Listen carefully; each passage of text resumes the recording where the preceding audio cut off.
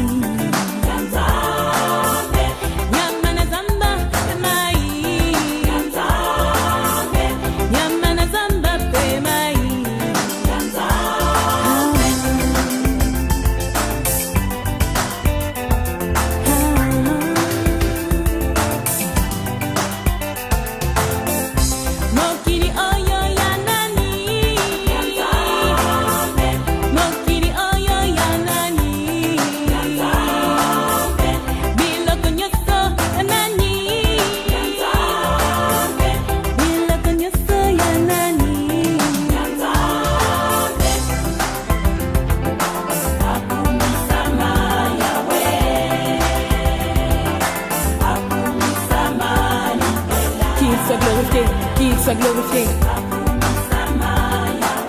qu'il soit glorifié pour nos bienfaits.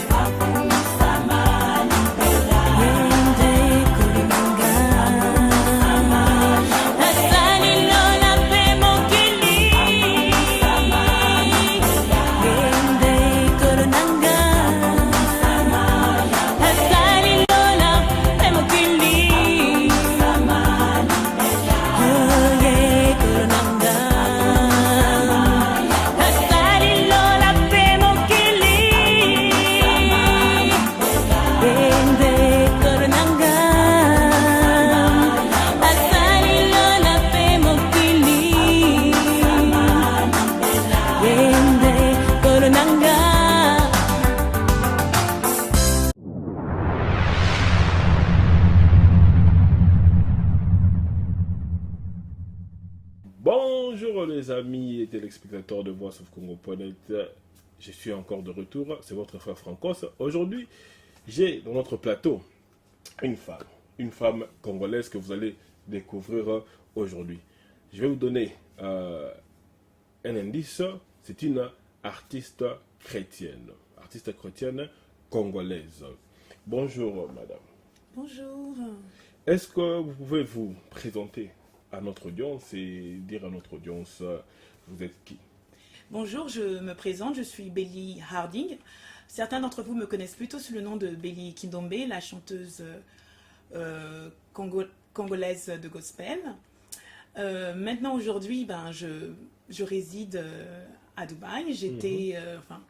Je suis de nationalité française, donc je vais résider en France. Et ensuite, j'ai déménagé en Angleterre, où j'ai rencontré mon mari. Et de là, j'ai bien sûr adopté son nom Harding. Et maintenant, nous habitons à Dubaï. C'est pour ça que maintenant, j'utilise le nom de famille Harding. Ok. Donc, Belly Harding. Donc, on doit vous appeler Belly Harding. Oui. Et ça fait plusieurs années qu'on ne vous voit plus. Vous étiez passé où pendant toutes ces années? Ok. Donc, pour résumer un petit peu, j'ai commencé... on va dire que j'ai pris une sorte de retraite pour m'occuper de ma famille et aussi pour me focaliser aussi sur ma carrière professionnelle. Donc, c'est pour ça que j'ai un peu disparu. Enfin, disparu assez longtemps, on va dire. 10 ans. Non, depuis 2009, vous avez dit depuis 2000. En fait, on va dire dans le milieu gospel, on va dire, la dernière fois que j'ai chanté, c'est peut-être 2003 ou 4, hein. Mais en fait, dans la chanson en général, pas juste congolais, ça fait 10 ans que je n'ai pas chanté. Donc depuis 2003, vous n'avez pas fait la musique chrétienne et depuis 2009, vous n'avez pas chanté. Voilà, exactement. C'est en fait depuis que j'ai eu ma fille, j'ai décidé de mettre un frein à ma carrière de chanteuse. Et vous avez combien d'enfants, Béatrice? Maintenant, j'ai 2 petites filles, une qui a 8 ans et demi et qui s'appelle Arina, et l'autre qui a 21 mois, qui s'appelle Ariana. Dans ton introduction, vous vous êtes décrit comme une life coach, motivational speaker, psychologiste and training. Donc vous êtes en train d'apprendre comment devenir psychologiste et fitness trainer. Comment est-ce que vous avez commencé à faire toutes ces choses? C'est pas beaucoup là. Vous savez, aujourd'hui, les femmes du 21e siècle sont capables de faire tout ce qu'elles veulent. En fait, où tout a commencé, on va dire, ma formation, ma vraie formation, c'est, enfin, je viens à l'époque, c'était une maîtrise en communication et médias. C'est ce que j'ai étudié. Et ce qui s'est passé quand j'ai déménagé à Londres en 2009, j'ai toujours été intéressée par le milieu de la psychologie. Donc, j'ai décidé de faire un certificat en life coaching. Ensuite, en 2010, j'ai eu ma petite fille. Et donc, en tant que mère, j'ai traversé les mêmes, on va dire, les mêmes problèmes que les autres femmes. C'est-à-dire que après avoir eu ma fille, j'ai développé une sorte d'insécurité. C'est-à-dire, j'ai eu un problème avec mon image, la manière dont j'étais devenue un petit peu forte. Donc, vous savez de quoi je parle, certaines femmes. Et donc, j'ai décidé de faire une formation de nutritionniste, un diplomate, pour apprendre. Excusez-moi, je parle aussi l'anglais. Juste pour. Vous pouvez mixer. Hein. Ah, d'accord. Donc, j'ai décidé d'apprendre la nutrition afin aussi, premièrement, d'être un exemple pour ma fille, parce que je me suis dit, j'ai envie d'apprendre à manger correctement et j'ai envie aussi d'apprendre à mes enfants à se nourrir correctement. Cela ne veut pas dire que je ne mange plus la nourriture congolaise. Hein. Bien sûr, j'en mange, mais you have to do it in a healthy way, c'est-à-dire que pas tous les jours. Oui, d'une façon bien. C'est-à-dire non pas tous les jours, par exemple 1 fois par semaine ou 2 fois par semaine. Et bien sûr, il y a des petites modifications à faire. Utiliser moins d'huile, par exemple. Moins d'huile, exactement. Et peut-être éviter, on va dire, l'huile... L'huile de palme. L'huile de palme, qui n'est pas très bon pour la santé, le cœur. Et à partir de là, j'ai décidé, en fait, d'aider d'autres femmes. C'est pour ça que j'ai fait cette formation. Parce que je sais ce qu'elles peuvent traverser. Et en fait, pour moi, ce qui s'est passé aussi, c'est que j'ai déménagé dans cette ville où je ne connaissais personne, qui s'appelle Dubaï. Et je me suis retrouvée perdue, sans amis, sans famille. Et j'ai toujours été une sportive. Donc, ce que je faisais, comme j'avais personne pour surveiller ma fille, j'ai acheté des DVD. Comme Zumba, je ne sais pas si j'ai le droit de citer un nom. Non, vas-y. Gillian Michael, pour pouvoir m'entraîner à la maison quand le bébé dormait. Je mettais mes DVD pour essayer de retrouver la taille, vous voyez. Et en fait, j'ai réussi. Et ensuite, comme ma petite fille a commencé d'aller à la crèche, je me suis inscrite dans une salle de gym. Et c'était pour moi quelque chose de formidable parce que j'ai pu être en contact avec d'autres personnes. Et là, mon prof de fitness m'a dit « Oh, Béli, t'es vraiment douée pour le sport. » Bon, vous savez, nous, les Noirs, on est doués pour le sport. C'est une parenthèse. Mais voilà. Donc, il m'a dit « Pourquoi tu ne penserais pas devenir fitness trainer? Parce que ça va compléter ta formation de la coaching, nutritionniste. » Ah, ça, c'est venu après, attention. Okay. Nutritionniste, j'y viendrai. Nutritionniste. Et en fait, tu serais obligé d'offrir aux femmes un service plus complet, c'est-à-dire de les aider à changer à l'intérieur et à l'extérieur. Et je me suis dit, moi qui aime les challenges, j'ai dit yes, pourquoi pas. Donc, j'ai fait une formation pour devenir fitness trainer. Et c'est là où tout a commencé. Donc, j'ai commencé mon business que j'appelle Be Wellness, où en fait, en fait, je suis focalisée à aider les femmes à retrouver leur, en anglais on dit self-esteem, à retrouver leur confiance, pour les aider en fait à plus s'aimer, à accepter, on va dire, comme elles sont, c'est-à-dire que avoir un meilleur amour de soi, si je peux dire. Et c'est à partir de là aussi que j'aime toujours apprendre et apprendre. Et c'est à partir de là, je me suis rendu compte que la coaching, c'était pas assez de knowledge, de connaissances. Donc, j'ai décidé aussi d'acquérir quelque chose de plus profond. Donc, quand j'étais enceinte de ma deuxième petite fille en 2017, j'ai fait une maîtrise, un master de psychologie que j'ai réussi, merci Dieu. Et maintenant, je fais un doctorat de psychologie afin de pouvoir offrir à mes clientes quelque chose de plus, on va dire, où il y a une recherche un peu plus profonde. Je ne vais pas dire scientifique, mais peut-être aussi scientifique. Voilà. Ok.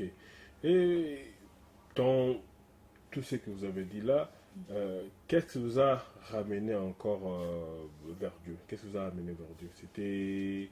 Parce que dans tout ce que vous avez, c'était dans tout ce dont vous avez parlé, life coaching, la psychologie, je ne vais pas parler de Dieu. Mais qu'est-ce que vous a ramené vers Dieu? Voilà, ce qui s'est passé, c'est que, comme vous le savez, j'ai grandi bien sûr dans le milieu chrétien et ma foi n'a jamais changé. J'ai toujours été vraiment baignée dans le christianisme et ma foi, c'est ma force jusqu'à maintenant. Mais quand j'ai commencé, comme vous vous rappelez, j'étais jeune. Et j'ai traversé quand même des moments où je me suis sentie, on va dire, entre parenthèses, oppressée, c'est-à-dire une oppression de devoir faire bien, d'être parfaite. Et c'est pas facile d'imposer ce genre. Mais ça venait d'où cette oppression? On va dire cette oppression vient surtout des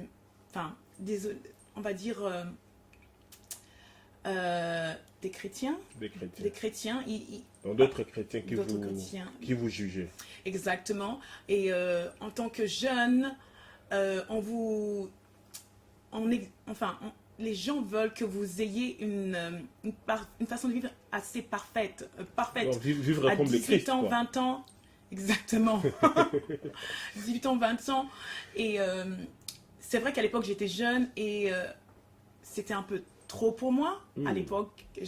Parce que quand aussi je regardais ce qui se passait à l'extérieur, je voyais que par contre, les gens qui s'attendent que je marche d'une certaine façon, n'était pas parfait aussi. Donc à cet âge, je me suis dit, oh non, je préfère avoir une vie plus simple et ne pas être jugée et ne pas être obligée d'être parfaite. Okay. Donc c'est là que j'ai décidé de juste être ce que j'appelais à ce moment-là une chrétienne normale. Mais je n'avais pas arrêté la musique. En fait, ce qui s'est passé, c'est qu'en fait, j'ai été sollicitée par des labels pour chanter, on va dire, pour chanter ce que certains vont appeler des chansons du monde. Mais moi, en tant qu'artiste, je n'appelle pas ça des chansons du monde. Ce qui s'est passé, c'est que on a voulu que j'ai une carrière un peu plus internationale. Et donc vous chantez quoi? Le R&B ou le hip-hop? C'était quel genre de chansons que vous chantez? Premièrement, je vais bien expliquer. Moi, mon genre de musique que j'aime chanter, c'est pop, R&B, soit afrobeat. Donc ça, c'est afrobeat. Mais ça, c'est un genre. Après, le thème que vous mettez, que ce soit gospel, le contenu des paroles, c'est quelque chose d'autre. Donc, mon genre, c'est comme... il y en a qui... ils font du ndombolo chrétien. Donc, moi, j'aime faire du gospel, R&B, pop, chrétien. Donc, le genre, c'est quelque chose de différent que je veux séparer. Donc, on m'a proposé d'avoir une carrière, on va dire, R&B. Donc, j'étais même près de signer avec un grand major. J'ai fait des concerts aussi pour des groupes, pour le chanteur américain Joe, Music Soul Child. J'ai fait la première de leur concert en France. Donc j'ai commencé une carrière R&B en France. Mais ce qui s'est passé, c'est que, comme je le disais, il y a un truc que les gens ne différencient pas toujours, c'est le fait d'être artiste et d'être un artiste chrétien. C'est quoi la différence? Essayez un peu de nous expliquer parce qu'on retrouve ce genre de cas dans notre communauté. Il y a plusieurs artistes qui chantaient la musique chrétienne. Après, ils ont commencé à chanter la musique normale. Ils ont été sévèrement critiqués par un confrère et sœurs chrétiennes qui critiquaient toutes ces personnes-là. Et c'est quoi la différence entre être artiste chrétienne et artiste normal? Ok. Premièrement, je vais définir ce qu'est un artiste en général. Un artiste ou un songwriter ou un écrivain. Moi, j'ai commencé ma carrière, j'ai commencé par écrire des poèmes. C'est comme ça que j'ai commencé, que je suis arrivée à la chanson. J'ai commencé par écrire des poèmes. Les poèmes, pour moi, c'était un moyen d'expression. Donc, l'écriture, pour moi, est un moyen d'expression.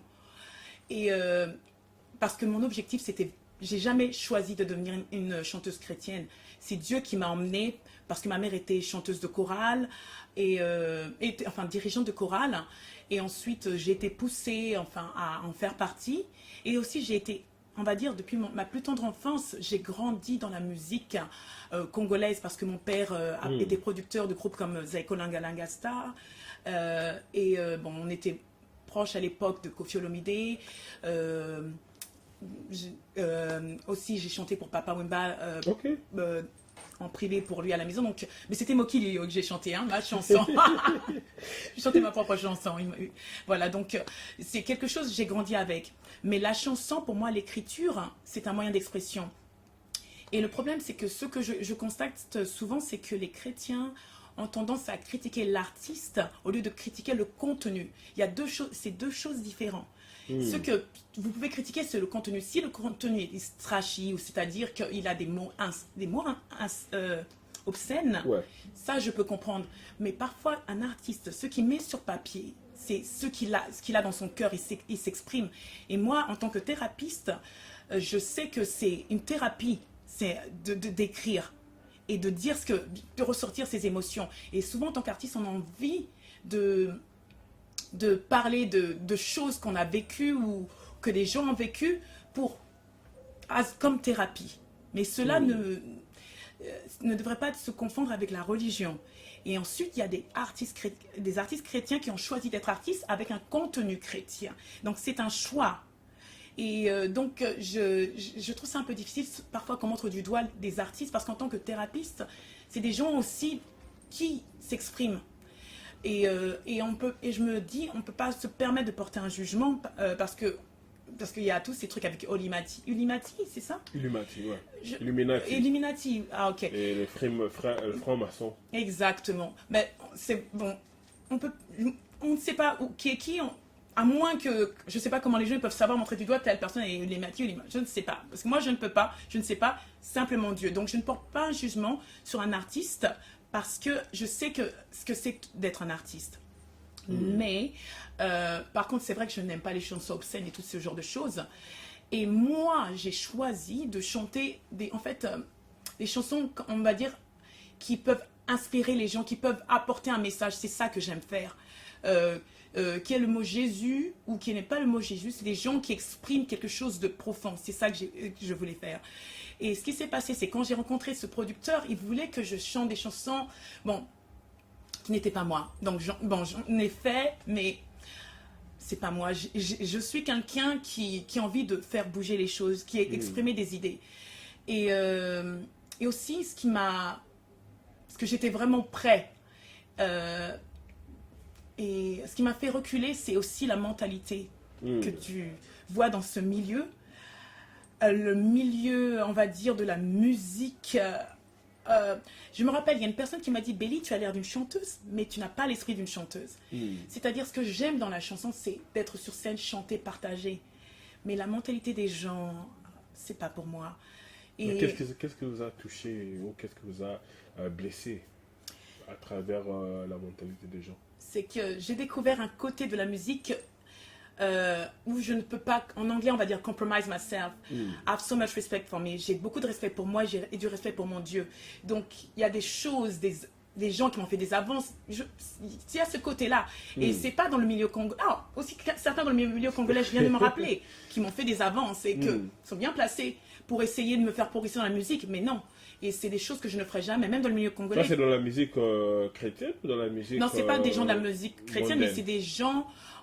vous appelez ça mondaine, mais on vit tous dans le monde. On vit dans le monde, c'est dans le monde. Bon, dans On la va musique dire. normale. Dans la musique normale, on va dire. Ouais. Non, je ne... C'était quel genre d'approche? On va dire des approches, on va dire plus... Des gens qui veulent devenir plus intimate, en anglais, qui veulent devenir plus proches de toi. Ouais. En échange, ils te promettent de faire avancer ta carrière. Et c'est pas que les Congolais, il y a aussi... Parce que j'étais aussi dans le milieu, on va dire, un peu plus... francophone de la chanson. Quand vous dites qu'ils veulent devenir intimes, quand vous dites qu'ils veulent vous devenir proche de vous, est-ce que vous pouvez élaborer pour expliquer un peu? Parce que le but de l'interview, c'est aussi d'édifier les gens qui nous suivent. Exactement. Donc, c'est intéressant parce que je ne savais pas que j'allais parler de ça, mais c'est Dieu qui permet. Donc, il y a des gens qui veulent... parce que j'essaye de parler d'une manière propre, bien sûr. Et il y a des gens qui veulent, honnêtement, dans ce milieu, qui sortir avec vous. Exactement, sortir avec toi. Et donc, on a saboté, j'étais prête de signer avec un grand label, on a saboté ma maquette parce que je n'ai pas voulu sortir, je n'ai pas voulu, on va dire, me rabaisser à des shows, à leur demande. Donc... Voilà quoi, donc on a saboté ma carrière d'une certaine manière, mais aujourd'hui je le vois d'une autre manière parce que Dieu a permis que je vois cet aspect aussi des choses, cet aspect de la vie. Et ça m'a fait beaucoup grandir. Et je sais une chose, c'est que j'ai tellement de respect pour mon Dieu, j'ai tellement de respect pour moi. Et j'ai préféré tourner la page à la chanson parce que ça m'a dégoûté. Premièrement, ça m'a dégoûté. Parce que j'avais tellement de choses à exprimer. Je disais à mon producteur, j'ai envie de chanter ça. J'ai envie de chanter des chansons qui fassent avancer le monde. Et il me disait, non, Belly, ça c'est trop métaphorique, t'es trop philosophique. Tu dois chanter un peu des choses, voilà, quoi, un peu fleur bleue, quoi. Et je dis, c'est pas moi. Donc, et j'ai dit, je veux faire quelque chose pour apporter un impact dans la société. Et j'ai dit, je ne peux pas. Et ça m'a tellement dégoûtée, j'ai dit, je ne chanterai plus. J'ai développé une sorte de haine envers le milieu musical et de la chanson. Okay. Et vous n'avez pas répondu à ma question de vouloir savoir comment est-ce que vous êtes revenu maintenant dans la chanson chrétienne. Oui. Ah. La question initiale. Voilà, comment je suis revenue dans le milieu chrétien. Il y a une chose que j'ai dit. Parfois, on essaye de fuir Dieu, mais il y a un moment où on ne peut plus le fuir. Et quand il vous rappelle, il vous rappelle. Même si vous ne le voulez pas, il va utiliser tous les moyens pour vous ramener chez lui. Comme je l'ai dit, je souhaitais être une chrétienne normale, c'est-à-dire aller à l'église, m'asseoir, prier et rentrer à la maison. Et ce qui s'est passé, bon, maintenant j'habite à Dubaï, donc je suis partie de France où j'ai grandi à Londres, et ensuite, quand ma fille a eu 3 semaines, on a déménagé à Dubaï. Et à Dubaï, bon, ce qui s'est passé, c'est que, bon, j'ai traversé des moments vraiment difficiles, vraiment difficiles. Bon, je vais essayer de faire ça court.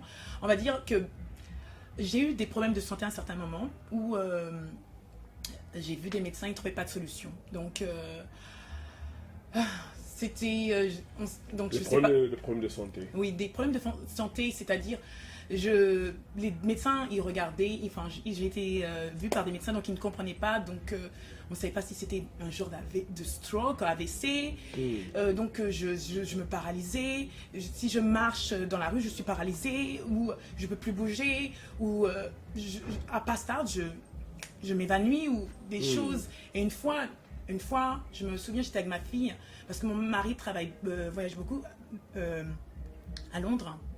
Il travaille à Londres, il vient à Dubaï. Et ce jour-là, je sentais la mort m'appeler. Je sentais que j'allais mourir. J'étais avec mon bébé, qui à l'époque c'était un bébé, elle avait 2 ans. Et j'ai appelé mon mari, je dis, je sais qu'aujourd'hui je pars. Et il m'a dit, non, appelle un taxi. Aujourd'hui, je savais que j'allais partir. Et, Ça, c'était par rapport au stroke que vous avez. les médecins m'ont regardé, ils ne comprennent pas, ils m'ont gardé. Donc, oui, par rapport Donc, stroke, c'est AVC qu'on dit. Stroke, AVC, donc ils n'ont ouais. pas compris ce que c'était. Donc on a regardé neurologiquement tout, on m'a fait toutes les opérations. Donc à 7 heures, il était, je crois, 2 heures du matin, j'ai pris le taxi avec ma fille, on m'a emmené à l'hôpital, ils m'ont gardé, ils ne comprenaient pas, je tremblais, ils ont tout fait, ils ne comprennent pas. Et donc ça a commencé cette maladie, je pense c'était en 2014. Hein, Ok. 2014. Et donc, mais je continuais toujours le sport, donc les médecins ne comprenaient pas, donc le dos, j'étais bloquée, c'était bizarre. Donc on ne voit pas de solution. Parfois il y a des maladies. Vous ne trouvez pas de maladie Ils ne comprenaient pas ce qui se passait, ils m'ont examiné, ils me gardaient, ils ne trouvaient pas de maladie. Même un jour, je me rappelle, je me souviens juste, j'étais dans ma maison et je me réveille, je suis dans ma salle de bain par terre. Je ne sais même pas comment j'ai atterri là, j'en ai aucune idée. Donc il y a plein de choses bizarres. Et mon mari, qui à l'époque n'était pas chrétien, a décidé, après, on a eu plein de choses que Dieu, où il a fait des miracles, il a dit, bon, Béli, je vais essayer ta méthode, je vais venir dans le christianisme, montre-moi comment tu fais. Donc j'ai appris à mon mari comment je prie, à faire des jeûnes et des prières. Donc on a fait des jeûnes et des prières tous les deux. Là c'était quand on était en vacances à Chypre. On a fait ça avec vraiment la foi et on a prié. Et Dieu m'a délivré de cette maladie avec Et premièrement, le plus gros miracle qu'il a fait, c'est qu'il a permis à mon mari, qui est un scientifique, de devenir un chrétien. Amen. Et c'est lui qui a prié pour moi, en fait. Dieu, donc, c'est lui qui a prié pour moi. Et depuis ce jour-là, cette maladie a disparu. Après la prière de ton mari. De mon mari, parce qu'il venait prier avec moi. Je n'ai plus jamais ressenti cette maladie. Et aussi, il a délivré mon mari d'un cancer aussi. Donc, avec tout ce qu'il a fait pour moi, j'ai dit, moi aussi, je veux faire quelque chose pour toi, Seigneur. Donc, en même temps, j'allais dans une église à Dubaï et j'ai vu, ils recherchent un prof de dance fitness, parce que je ne vais pas citer le nom. Ouais. Donc, j'ai dit de fitness, hein, dance fitness et de fitness. Et j'ai dit, bon, comme c'est une église, Dieu, je vais offrir mes services parce que tu as fait tant pour moi, allez, je vais faire ça. Et donc, je donne des cours de dance fitness pour les femmes de mon église et aussi c'est ouvert à tout le monde. Et à chaque fois, on me demande de venir plus près de la parole et tout ça. Je dis non, je viens, je donne mes cours de danse, je vais à l'église, je veux pas être trop, parce que j'ai peur. Tu as peur, parce que suivre le Christ, c'est pas facile. Hein. C'est pas aussi suivre le Christ, c'est aussi la pression qu'on a quand tu es trop dedans et aussi la déception, parce qu'en fait, le problème avec moi, c'est que je me suis tellement donnée et quand j'ai été déçue. Donc tu avais peur d'être jugée.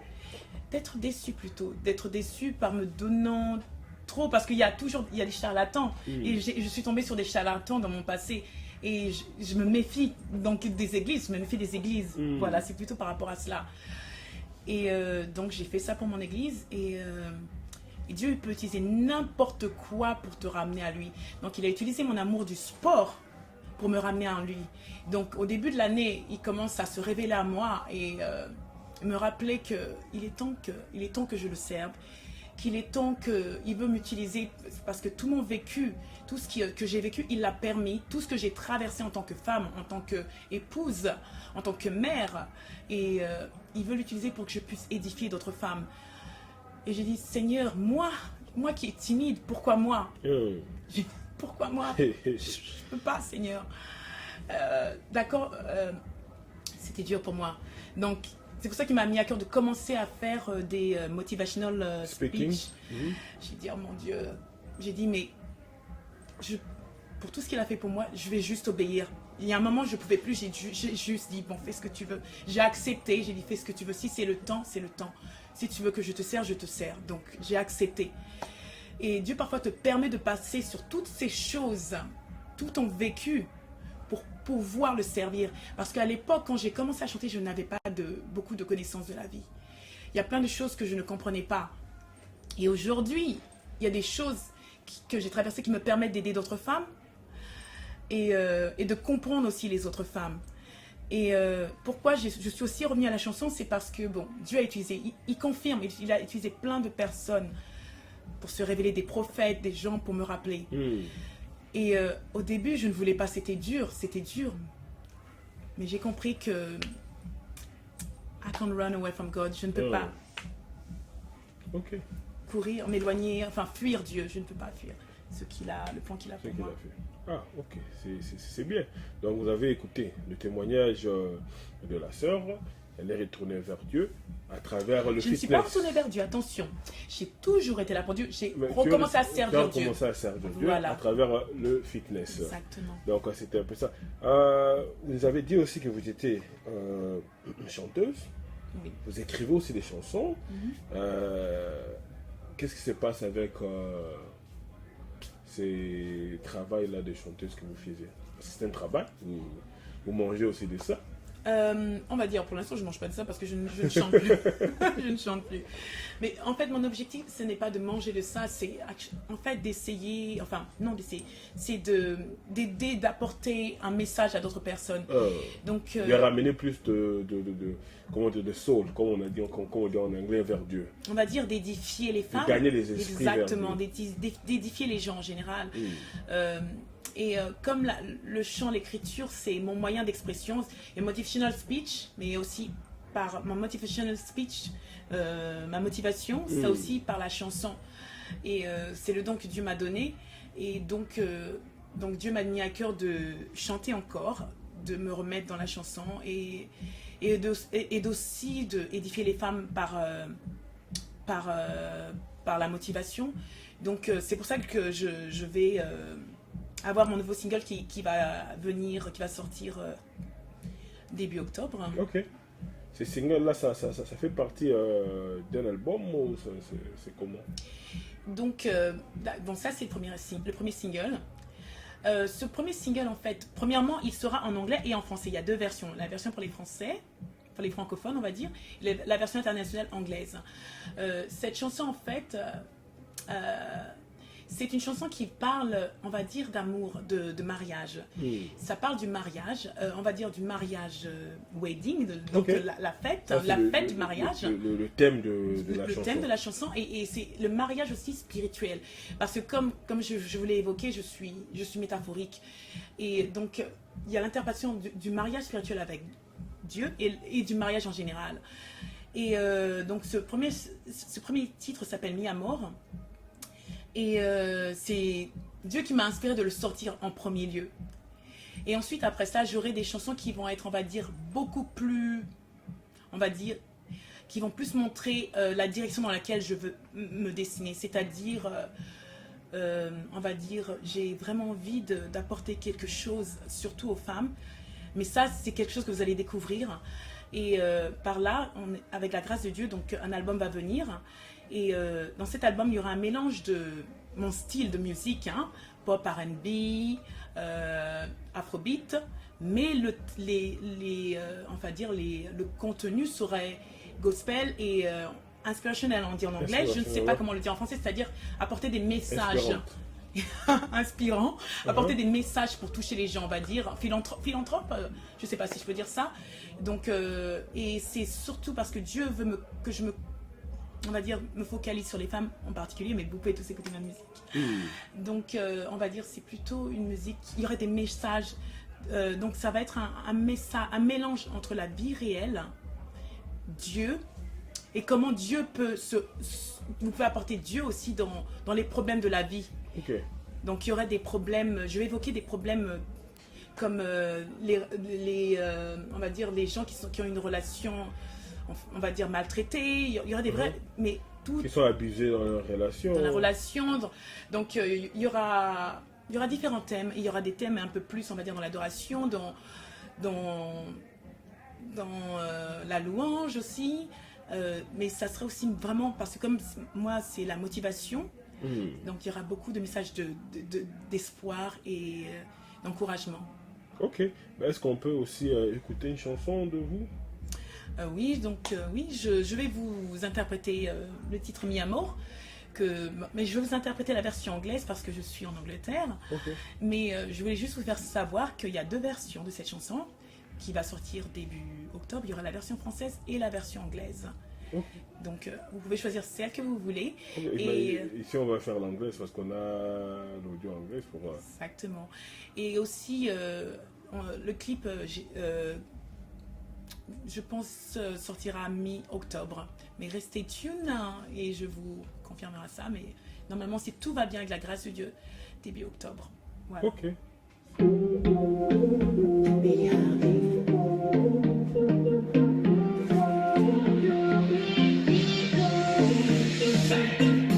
You showed me what is peace. Now I know I can breathe. You push me to reflect, so I can be His flesh. He makes me feel pretty. In His eyes, I'm a queen. You let me understand that is my second chance.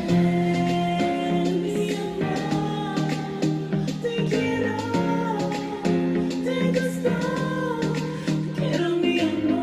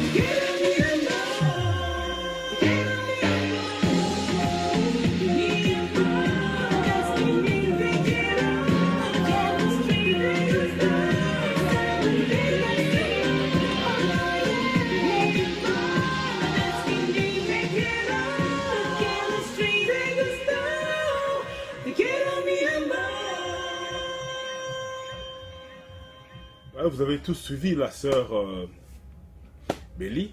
Comment est-ce qu'elle a chanté? C'est une chanson merveilleuse pour ceux qui comprennent l'anglais. Vous avez compris le message. En attendant la version française, nous devons tous suivre cette version anglaise qu'elle vient de faire en performance ici. Et quand est-ce que ça sort? Normalement, le titre est censé sortir début octobre, donc tout se passe bien. Donc je ne donne pas de date, mais restez juste connectés sur mes social media, sur mes réseaux sociaux, et vous aurez la confirmation de la date. Mais ça vient bientôt, très bientôt. Ça vient bientôt. Voilà. Quel est votre but aujourd'hui? Mon but, en fait, aujourd'hui, c'est vrai, quand je parle, j'aime aller en profondeur des choses, c'est-à-dire que j'ai envie d'apporter quelque chose à la société, j'ai envie d'apporter une différence. J'ai envie que les gens, en particulier les femmes, se retrouvent à travers mes chansons, à travers mes messages. J'ai envie d'aider aussi, bien sûr, mon pays d'origine, le Congo. Et j'ai envie d'édifier les femmes, j'ai envie d'apporter, que Dieu m'utilise aussi pour apporter, on va dire, sa parole entre parenthèses. J'ai envie d'être juste son instrument. Voilà.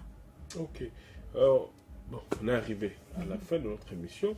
Avant qu'on se sépare, je vous demandais de dire un mot à nos jeunes, D'accord. Congolaises et Congolais, qui veulent devenir comme vous,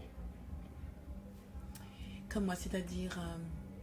poursuivre la carrière que vous êtes en train de poursuivre.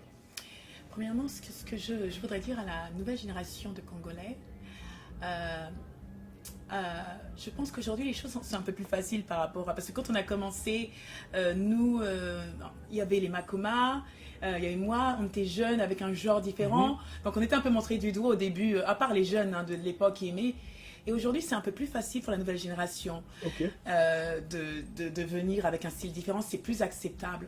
Mais bon, si je parle dans le sens artistique et vous souhaitez, en tant que jeune, vous lancer plutôt dans une carrière artistique chrétienne, il y a vraiment quelque chose qui est important, c'est de se focaliser spirituellement. Ça, c'est la base. C'est la base, c'est la préparation. Et aussi, quelque chose que j'ai appris aujourd'hui, que je ne connaissais pas à l'époque, ne vous occupez pas de ce que les gens pensent. Le salut est personnel. C'est pas parce que une certaine personne vous juge ou quoi que ne laissez pas tomber. Dieu a un plan pour vous, focalisez-vous sur ce plan. Même si vous êtes critiqué sur Instagram, tout ça, c'est pas l'importance. Restez vous-même. Et maintenant, sur le côté culturel que je voudrais dire, je voudrais que la nouvelle génération de Congolais se focalise sur l'éducation. Parce que j'aimerais qu'on essaye de faire avancer notre pays. Et Dieu dit aussi dans la Bible, mon peuple périt par manque de connaissances. Et aujourd'hui, il est temps que... Je suis vraiment ravie de voir une personne comme François, franchement que j'admire, qui essaye de faire avancer le Congo. Et j'aimerais aussi que beaucoup de jeunes se lèvent et réalisent, c'est facile de critiquer, de dire telle chose, mais on peut tous apporter notre pierre dans la société. Si vous décidez par exemple, d'aller étudier, faire des choses et apporter votre pierre. Et c'est important. C'est important, ça va vous...